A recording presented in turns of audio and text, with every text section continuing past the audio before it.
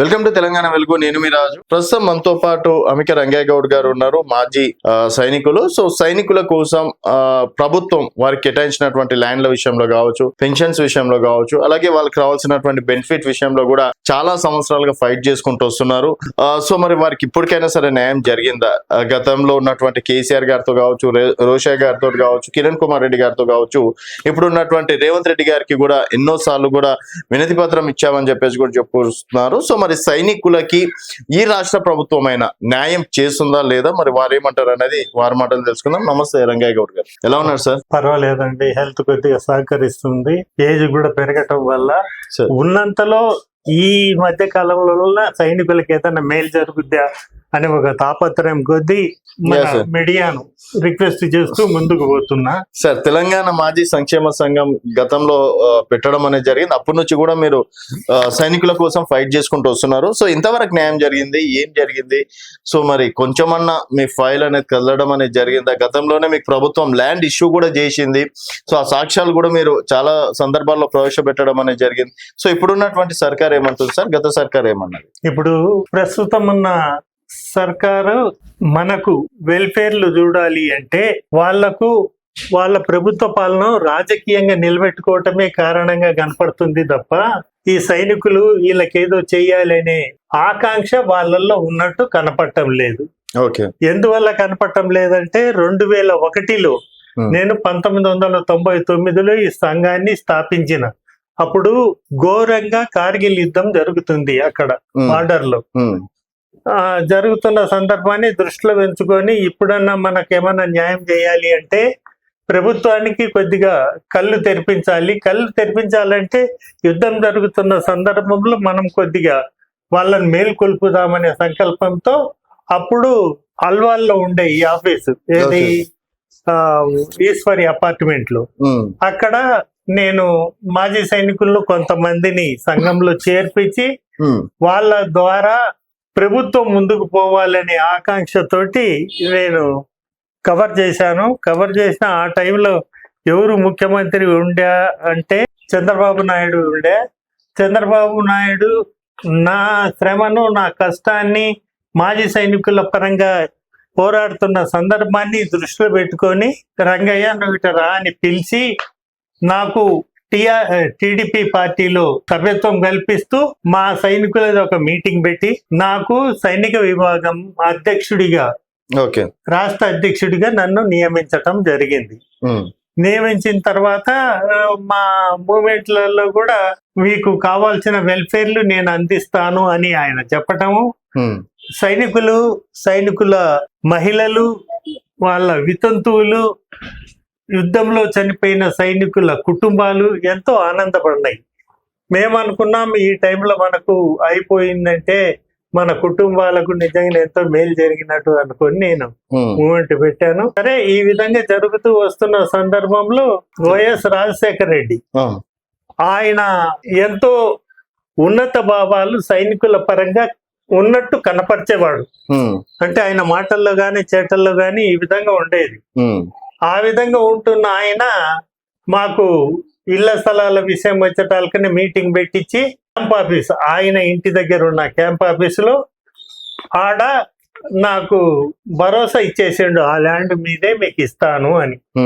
అదే విధంగా మీ వెల్ఫేర్ ఏ ఉన్నా మీకు ఇల్లు కట్టించి ఇవ్వటం గాని, మీకు మీ గృహాలకు కడుతున్న పన్నులు మాఫ్ చేయటం గాని, మీ వితంతు మహిళకు ఉద్యోగ భద్రతలు గాని అన్ని మా ప్రభుత్వం కల్పిస్తాది అని ఆయన గట్టిగా నమ్మకాన్ని కలిగించాడు. ఆ విధంగా నేను మా సైనికులను రకరకాల మార్గాలలో ఎన్టీఆర్ ట్రస్ట్ భవన్ కు పోయి మీటింగ్లు పెట్టి చేశాను. అప్పుడు అక్కడ ఆయనకు మాజీ సైనికుల మధ్యలో సైనిక రాష్ట్ర విభాగం ఏర్పాటు చేస్తున్నాను, ఈయన రంగయ్య గౌడ్ గత కొన్ని సంవత్సరాలుగా చేస్తున్నాడు కాబట్టి ఆయన్నే అధ్యక్షుడిగా నేను నియమిస్తున్నాను అని చెప్పడం జరిగింది. కానీ కాలగతిలో ఏంటంటే దాంట్లో కూడా రాజకీయాలు ఎక్కువ. అప్పుడు మాకు ఏంటంటే ఎంపీ సర్వే సత్యనారాయణ మధ్యలోకి వచ్చిండు. ఆయన ఏమన్నాడంటే నేను తప్పకుండా మా ముఖ్యమంత్రి చేత మీ పనులు చేపిస్తానని ఆ డైవర్షన్ మార్చిండు. ఆ మాట మర్చిపోయిండు. ఇంకా మాకు దూరంగా ఉన్నట్టు. ఆయన అప్పుడు అన్నది ఏంటంటే, ఒకవేళ నీకు ఇస్తే ఆ భూమి రేట్లు ఉన్నాయి కాబట్టి మనిషికి ఎంత ఇస్తావో అన్నాడు. నేనన్నా, నేను ముందే మేము సిపాయి గాళ్ళం, మా దగ్గర ఏముంటది సార్ అంటారు, కానీ ఆ మాటలు వద్దు. ఓకే సార్, ఇప్పుడు ఓకే అది ఇది చేస్తే తర్వాత ఇప్పుడు అంటే కిరణ్ కుమార్ రెడ్డి గారు, రోషయ్య గారు ఏమన్నారు సార్? కిరణ్ కుమార్ రెడ్డి గారు, రోషయ్య గారు. దాని తర్వాత రోషయ్య ఏమన్నాడంటే, రోషయ్య దగ్గరికి మాకు మాజీ మంత్రి పుష్పలీల తీసుకెళ్ళింది. పుష్పలీల తీసుకెళ్తే ఆయన ఆదరిస్తూ, లేదమ్మా వీళ్ళు సైనికులు మన గురించి పాటుపడి బార్డర్లలో శత్రువులతో పోరాడి ప్రాణాలు అర్పిస్తున్న వాళ్ళు, వీళ్ళకు తప్పకుండా మనం సేవ చేయాలి అని చెప్పటం మేము అనుకున్నాం. మీ నెలలో సదుద్దేశాలు ఉన్నాయని ఆ విధంగా చెప్పటం. అదే విధంగా ఈమె పుష్పలీల కూడా నేను చేపిస్తానండి అని మాట ఇవ్వటం, మేము కృతార్థులమైపోయినామని నేను భావించుకున్నా. ఆ విధంగా ఉంటూ ఉంటూ వస్తున్న సందర్భంలో కొన్ని రోజులకే ఆయన తీసేసిండ్రు. కిరణ్ కుమార్ రెడ్డి గారు వచ్చారు. వచ్చి దాని తర్వాత కిరణ్ కుమార్ రెడ్డి వచ్చిండు. కిరణ్ కుమార్ రెడ్డికి నేను వదలకుండా ఆడికి పోయినా, అన్న ఈ విధంగా ఉంది, మమ్మల్ని ఎవరు పట్టించుకోకపోతే మా గతి ఏంటన్నా, మేమేమన్నా ప్రభుత్వాన్ని ట్రబుల్ పెడుతున్నామా, అన్ని విధాలుగా సహకరిస్తూ పనిచేస్తున్నాం కదా, మా గురించి కొద్దిగా పట్టించుకోండి అని. అప్పుడు ఉత్తమ్ కుమార్ రెడ్డి మత్తలేకి వచ్చిండు. వచ్చి ఆయన అన్నాడు, లేదంటే తప్పకుండా మీకు చేస్తాము, నేను ఒక ఎయిర్ ఫోర్స్ సైనికుణ్ణి, మనకు చేయకపోతే ఎవరికి చేస్తాను అని ఆయన చెప్పిండు. చెప్పిన తర్వాత మేము అనుకున్నాం సరే ఏదో కొంత జరుగుద్ది అని. కానీ తర్వాత ఏమైందంటే తెలంగాణ తర్వాత ఏమైందంటే కిరణ్ కుమార్ రెడ్డి గారు ట్రాన్స్ఫర్ అయ్యి మనకు తెలంగాణ వచ్చింది, కేసీఆర్ గారు సీఎం. తెలంగాణ అనేది ఆటోమేటిక్ గా మనకు పవర్ లేకు రావటం, కేసీఆర్ గారు ముఖ్యమంత్రి కావటం, కేటీఆర్ గారు మేముండమంటే మీకు సపోర్ట్ గాని చెప్పటం జరిగింది. కానీ ఏది ఏమైనా ఏ కారణాలైతేనేమి రాజకీయ బుద్ధులు మాకు లేవు కాబట్టి మేము ఏది మాట్లాడినా దేశం, దేశ భద్రత, సైనికుల హక్కుల మీద మాట్లాడే వాళ్ళమే తప్ప ఎవరికి అగైనెస్ట్ గా పోయే వాళ్ళం కాదు. ఆ విధంగా పోయిన మాకు నడుస్తున్న సమాజంలో కేటీఆర్ కలిసి నేను మాట్లాడినప్పుడు, లేదండి తప్పకుండా మా ప్రభుత్వం మీకు చేస్తుంది, అన్ని విధాలుగా వస్తువులు కల్పిస్తుంది, మీ మహిళలను రీసెటిల్ చేస్తుంది, వితంతువులకు వితంతువులకు మేము ఎన్ని విధాలుగా సహకరించి ఆదుకోవాలన్నా ఆదుకుంటామని చెప్పడం జరిగింది. ఆ విధంగా మూమెంట్ అయ్యిన సందర్భంలో మరి ఆ పనులు కాకపోవా, టైం పాస్ అయితే పోయింది. తర్వాత నెక్స్ట్ వచ్చిన గవర్నమెంట్ ఏది, రేవంత్ రెడ్డి గారు, కాంగ్రెస్. తర్వాత రేవంత్ రెడ్డి రావటం జరిగింది. రేవంత్ రెడ్డి టీడీపీ నుంచి నాతోటి కొద్దిగా క్లోజ్. ఆయన ఏమన్నాడంటే, లేదండి తప్పకుండా మీకు చేస్తాము, మీ భూములే కాకుండా మీకు అందాల్సిన వెల్ఫేర్లు, వితంతువులకు, వృద్ధులకు వస్తీ, అదే విధంగా ఓల్డ్ ఏజ్ హోము, మీకు డబుల్ బెడ్రూమ్ ఇల్లు కట్టించిన ఇల్లు మీకు నేను ఇవ్వటం మాట ఇస్తున్నాను అని ఆయన చెప్పటం జరిగింది. ఆ విధంగా కాలం గడుస్తున్న కొద్దీ ఈ ఫైల్ మూవ్మెంట్ జరగలే. ఫైల్ కు నాకు భరోసా ఇవ్వలే, మీకు ఇస్తాము చేస్తాము అని. నేను రోడ్ల మీద జెండాలు పట్టుకొని తిరిగేవాడిని, మమ్మల్ని ఆదుకోరా, మమ్మల్ని ఏం చేయాలి, మమ్మల్ని ఈ విధంగా రోడ్ల పాలు చేశారే, ఏ ప్రభుత్వం కూడా ఏదో చెప్తుంది కానీ ఏది ఇవ్వలేకపోతుంది, ఇది మా కర్మనా అనే విధంగా నేను నడుస్తూనే ఉన్నా.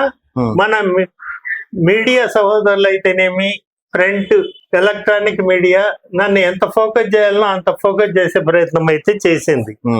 ఎంత చేసినా కూడా ప్రభుత్వానికి కనువిప్పు కలగలే. దాంట్లో కూడా మంత్రులు, ఎమ్మెల్యేలు, ఎంపీలు వీళ్ళంతా ఏంటంటే రాజకీయ మాటలు మాట్లాడే వాళ్ళు తప్ప నిజాయితీగా వాళ్ళకి ఇవ్వాల్సిన సహాయం చేద్దామనే ఆలోచన వాళ్ళకు ఉన్నట్టు కనపడుతుంది. మీకు ఎక్కడ ల్యాండ్ అప్పుడు వైఎస్ రాజశేఖర రెడ్డి, చంద్రబాబు నాయుడు గారు ఎవరు శాంక్షన్ చేసి? మాకు భూములు ఎక్కడంటే మనది జవహర్ నగర్, షామీర్పేట మండలంలో ఉండే భూములు. ఇప్పటికి ఉన్నాయా? ఉండయి. ఓకే, మీకు శాంక్షన్ అయిందా? ఆ, అంటే ఎంఆర్ఓ కాడి నుంచి ఆర్డీఓ, జాయింట్ కలెక్టర్ వరకు కూడా ఓకే చేసిండ్రు. ఓకే. ఆ, కానీ చేతికి రావటానికి పోయేటాలకనే ఏం అడ్డంకాలు వచ్చినా ఏమో మా మాట ఎత్తేవాళ్ళు కాదు. సో ఇప్పుడు ఎందుకు ఇప్పుడు ఫైట్ చేస్తున్నారా? ఇప్పటికి నేను తిరుగుతున్నా వాళ్ళ కాడికి. ఆఖరకు రేవంత్ రెడ్డి నాకు పూర్తి భరోసా ఇచ్చిండు. మీ ల్యాండ్ అండి ఇవి, అవి మీకు ఇవ్వకపోతే ఎవరికి ఇస్తాం అని ఆయన మాట్లాడు. ఎన్ని ఎకరాలు ఉంటాయి సార్? ఎన్ని ఎకరాలు ఉంటాయి? ఏది ఎన్ని ఎకరాలు ఉంటాయి? మాకు జవహర్ నగర్ ల్యాండ్ టోటల్ 5,977 ఎకరాల 3 గుంటలు. ఓన్లీ మా సైనికులది. ఇది ఎంత మాకు వచ్చిందంటే, మేము ఫైరింగ్ రేంజ్ కింద మా సైనికుల ప్రాక్టీస్ ఆ గ్రౌండ్ లోనే వాళ్ళకు యుద్ధ ఫైరింగ్ విన్యాసాలు జరిగేటి. ఓకే. ఆడ జరిగింది. ఎప్పుడైతే యుద్ధం ఖతమైపోయి పీస్ఫుల్ అయిపోయిందో అక్కడ ప్రభుత్వము వీళ్ళు మాట్లాడుకొని సైనికుల భూమిని ఫ్రీగా వదలండి, దాని జోలికి పోవద్దు అని చెప్పటంతో వాళ్ళు అంతవరకు ఉన్నారే తప్ప దాన్ని క్రియాశీలంగా అప్పుడు ఈ మంత్రులు, ఎమ్మెల్యేలు అందరు ఉన్నప్పటికీ కూడా ఎవరు దాంట్లో శ్రద్ధ పెట్టలేదు. ఎంతమంది ఉంటారు సార్ బాధితులు ఎంతమంది ఉంటారు? మా దగ్గర 950 మంది అప్పట్లో నా దగ్గర మెంబర్స్. 950 మంది. ల్యాండ్ శాంక్షన్ అయింది 614 మందికి. 614 మందికి వాళ్ళకి పట్టాలు వచ్చేసినాయి. ఏది వాళ్ళకు కూడా రాలేదు. జస్ట్ 600 మందికి శాంక్షన్ అయినట్టు లెటర్ వచ్చింది. 614 మందికి ఇస్తున్నాం అన్నట్టు ప్రభుత్వ పరంగా లెటర్ ఇచ్చింది. కానీ దాని తర్వాత ప్రాక్టికల్ గా ల్యాండ్ పరంగా మాకు హ్యాండ్ ఓవర్ చేయండి అని నేను పోయినా. దాన్ని చూద్దాం చేద్దాం అని ఇటని అంటున్నారు. కానీ అది ఏ కొలిక్కి రాలే, అది ఎవరికి అందలే. నేను ఆ ల్యాండ్ మీద పోయి మీటింగ్లు పెట్టా. ఈ భూమి మాది అయినప్పుడు మాకు ఇవ్వకుండా ఎందుకు ప్రభుత్వం తాస్తారం చేస్తుంది? ఇప్పటికీ ఆ ల్యాండ్ ఉందా లేకపోతే గవర్నమెంట్ ఏమన్నా? ల్యాండ్ ఉంది కానీ దాంట్లో మల్లారెడ్డి వచ్చిండు మధ్యలో. మల్లారెడ్డి వచ్చి మల్లారెడ్డి మనుషులకి ఇవ్వటం మొదలు పెట్టాడు. ఏంటంటే ఆ ఏరియా ఆయింది. ఓకే. ఇష్టపోతుంటే నేను మల్లారెడ్డి గారిని పోయి రిక్వెస్ట్ చేశా, సార్ ఇది మా భూములు కదా, మా వాళ్ళకు అడిగేది ఎంత ఇళ్ల స్థలం, మాకు ప్రభుత్వం ఏమన్నది 5 ఎకరాలు ఇవ్వాలి అని, ఒక్కొక్కరికి 5 ఎకరాలు జీవో ఇచ్చింది, ఒక్కొక్క సైనికుడికి ఇవ్వాలని ఇచ్చింది. అట్లా ఆనాడు సైనికులలో ఎడ్యుకేషన్ లేదు. వాళ్ళు ఆర్మీలో సేవ చేశారు, చనిపోయిన వాళ్ళు చనిపోయినరు, బతికిన్న వాళ్ళు మిగిలి వచ్చిండ్రు. వాళ్లకు కొంతమందికి మాత్రమే అక్కడ ఒక కమిటీని వేసి సైనికులతోటి ఆ కమిటీ ద్వారా 5 ఎకరాలు వాళ్ళ గ్రాంట్ చేపించి వ్యవసాయం చేసుకొని తినుబండారాలు పండించుకొని తిని బతకండి అనే సంకల్పంతో మాకు ఇవ్వటం జరిగింది. దాంట్లో జరగాల్సిన ఒడిదుడుకులు ఎక్కడ అంటే, ఈ సైనికులు ఆర్మీలో ఉన్నప్పుడు అన్ఎడ్యుకేటెడ్ ఒకటి, రెండోది వాళ్లకు ఆశలు లేకపోవటం, సాయంత్రం ఏటాలకనే మందు తాగి పండుకోవటం, ఈ బాగా అలవాటు అయిపోయింది. ఈ అలవాటు వల్ల ఏమైంది, వాళ్లకు ప్రభుత్వం ఇచ్చిన భరోసాను అడగటానికి కావాల్సినటువంటి ఇది సైనికులలో లేకపోయింది. తర్వాత దీంట్లో ఎయిర్ ఫోర్స్, నేవీ అని 2 విభాగాలు. నేనంటే ఆర్మీ అంటే ప్రాణం ఇచ్చేది తీసుకుండేది, అందులో అనుమానం లే. ఆ విధంగా ఎయిర్ ఫోర్స్, నేవీ ఉండేది. ఎయిర్ ఫోర్స్, నేవీ వాళ్ళు మాత్రం వాళ్ళ వరకు వాళ్ళ పనులు సక్సెస్ చేయించుకొని బయటపన్నారు. ఇప్పుడు వాళ్ళకన్నా వచ్చినాయా? నేవీ వాళ్ళకి కావచ్చు, ఎయిర్ ఫోర్స్ వాళ్ళకి కొంతమందికి వచ్చినాయి. అది పండించుకోకుండా మళ్ళా ప్రభుత్వమే హ్యాండ్ ఓవర్ చేసుకున్నది. మళ్ళీ ఏంటంటే పొలాలంటే దున్నాలి, ఏదేదో దానికి కావాల్సిన సరంజామా చెయ్యాలి. అది చేయటం లేకపోవటం వల్ల కొంతమంది మాత్రమే మిగిలించుకొని ఆ భూములలో వ్యవసాయంతో పాటుగా ఫామ్ హౌస్లు కట్టుకొని సుఖంగా కొంతమంది ఉన్నారు. ఆ విధంగా ఉన్న ఆ భూములు ఇప్పుడేం డిమాండ్ చేస్తున్నారు సార్ మీరు? ఇప్పుడు ఏమంటున్నారు? ఇప్పుడు ఏంటంటే ఆ ల్యాండ్స్ అన్ని మావి అనేది చరిత్ర చెప్తుంది, ప్రభుత్వ గజెట్ ఉంది. జీవో నెంబర్ 25/1952 ప్రకారం దాన్ని మాకు హ్యాండ్ ఓవర్ చేయాలని చెప్పింది, వాళ్ళు చేయలే. దాని తర్వాత ఆ, జీవో నెంబర్ ఇస్తూ ఆ జీవో ప్రకారము ప్రతి ఒక్కళ్ళకు 150 గజాల నుంచి 250 గజాలు ఇవ్వటానికి ఇక్కడ షామీర్పేటలో షామీర్పేటది ఒక్కొక్కరికి 150 నుంచి 200 గజాలు. ఓకే. అని ఇవ్వాలని చెప్పి ఒక గజెట్ తీసినా కూడా దాన్ని ఎవరు పట్టించుకోలే. దాని తర్వాత నాలాంటి వాడు పోయినా నన్ను జైల్లోకి పంపారు. 4 మాటలు జైల్లోకి పోయినా ల్యాండ్ కోసం. ఆ ల్యాండ్ మీద పోయి కూర్చోటం, అరెస్ట్ చేసి జైలుకు పంపటం. అక్కడ షామీర్పేట జైలు అక్కడ దూరంగా. ఓకే. ఆ విధంగా ఉండి చేసిన నేను ఆ భూములు అందకపోవటం వల్ల మా సైనికులు కూడా నిరుత్సాహపడిపోయింది. ఓకే. ఇది మనకు వచ్చేది కాదు, పోయేది కాదు. ఏంటంటే నువ్వు ఏది చేయాలంటే తిరగాలి, చెయ్యాలి, పోవాలి, 10 రూపాయలు ఖర్చు అవుతాయి. అవును. ఖర్చు అవుతాయంటే రంగయ్య గౌడ్ ఒకటి పెట్టుకోవాలంటే సాధ్యమయ్యే పని కాదు. సబ్స్క్రిప్షన్ నెలకు 25 రూపాయలు 50 రూపాయలు కట్టండి అని నేను ఒకటి ఇది పెట్టినా. దాని ప్రకారం కొంతమంది కడతపోయినరు, కట్టినంతలోనే పని చేస్తా పోయినా. ఆ విధంగా మాకు చేతికి వస్తున్న వస్తువు మధ్యలోనే ఈ రాజకీయ నాయకులు. ఓకే. ఇప్పటికి అంటే మీకు పెన్షన్ వస్తున్నాయా సార్? ఆర్మీకి సంబంధించి ఉంటాయి కదా పెన్షన్లు అట్లాంటివి వస్తున్నాయా? రిటైర్ అయిన తర్వాత పక్కా పెన్షన్లు ఉంటాయి. ఓకే. కానీ అప్పుడు ఏంటంటే ఆ పెన్షన్లు చాలని పెన్షన్లు. అప్పుడంతా ఒక్కొక్క సిపాయికి 1000-1500 వాడికి వచ్చేటాలకైనా గొప్ప. అందులోనే వాళ్ళు పిల్లల్ని చదివించుకోవాలి, తినుబండారాలు కొనుక్కోవాలి, పిల్లల పెళ్లిళ్ళు చేయాలి. ఇన్ని విధాలైనటువంటి ఇదే వాళ్ళ కింద ఉండే. ఆ విధంగా కొంతవరకు మేలు జరిగినా కొంతమంది తాగుడు వల్ల ఆ వచ్చిన పైసలను కూడా వేస్ట్ చేసుకున్నారు. ఇప్పుడు ఏమంటారు అంటే రేవంత్ రెడ్డి గారు కూడా మీకు సన్నిహితం ఉందంటున్నారు కదా, ఇప్పుడు ప్రభుత్వానికి ఏం చెప్పాలనుకుంటున్నారు? ఇప్పుడు ముఖ్యమంత్రి రేవంత్ రెడ్డికి విజ్ఞప్తి ఏంటంటే, రేవంత్ రెడ్డి గారు మీరు నాకు ఫిజికల్ గా మాట ఇచ్చారు, మీకు మాజీ సైనికులకు ఆదుకుండే బాధ్యత మాది, ఆ భూములు మీకే ఇస్తున్నాను, ఎలాంటి అనుమానాలు మీరు పెట్టుకోవద్దు అని చెప్పి మాజీ సైనికులకు మాట ఇచ్చి నడిపారు. మేము కూడా నమ్మకంగా ఉన్నాం వస్తాది అని. కానీ ఈ విధంగా వస్తుంటే ఆఖరుకు మీ దగ్గర ఉండే ఉత్తమ్ కుమార్ అయితేనేమి, అదే విధంగా కిరణ్ కుమార్ రెడ్డి అని ఇంకొక ఆయన ఉన్న అన్అఫీషియల్ ఆయన అయితేనేమి, వీళ్ళంతా రంగయ్య గౌడ్ అంటే ఈడేవుడు ఆర్మీ వాడా, ఆర్మీ వాడు ఈ పోరాటం ఇంత చెయ్యటమా అనేది ఒకటి ఆలోచన ఉన్నది. తర్వాత ఈ ఎయిర్ ఫోర్స్ నేవీ వాళ్ళు అనే వాళ్ళు రాజకీయంగా గౌరవంగా కాకుండా ధన వ్యామోహం తోటి రకరకాల జిత్తులతోటి ధనాన్ని సంపాదించే చాకచక్యం ఎయిర్ ఫోర్స్ నేవీ వాళ్ళ దగ్గర ఉంది. వాళ్ళు ఆ విధంగా సంపాదించుకొని అంతవరకు సెటిల్ అయింది. కానీ మా ఆర్మీ వాళ్ళకి ఏంటంటే వీళ్ళకు రంగయ్య గౌడ్ చేస్తున్నారంటే లేదు వాడేం చేస్తాడా బాబు అని మనల్ని విమర్శించుకొని ప్రభుత్వానికి తోడ్పాటు ఇచ్చినట్టే ప్రభుత్వం మమ్మల్ని దూరం పెట్టినట్టు చేసింది. ఇదంతా తప్పంతా ఎవరిదంటే ఈ ఆర్మీ డిఫెన్స్ వాళ్ళది.